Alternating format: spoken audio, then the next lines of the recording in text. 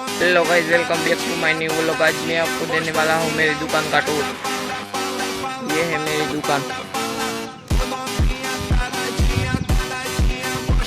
इतनी सारी गुटखा है। ये है विमल, ये है राजश्री, ये है सिल्वर, ये है शैम्पू, ये है 15 वाला मावा, और ये है क्रैक बिस्किट, और ये है 5 वाला मावा।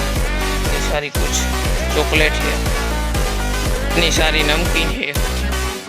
ये है सेव, ये खट्टा मीठा मिक्स चवाना, ये है रत्नामी सेव, ये है भावनगरी गाठिया, ये है गार्लिक सेव मुमरा, ये पापड़ी गाठिया, ये पास्ता, ये है सिंग भुजिया, और ये टमेटो कप।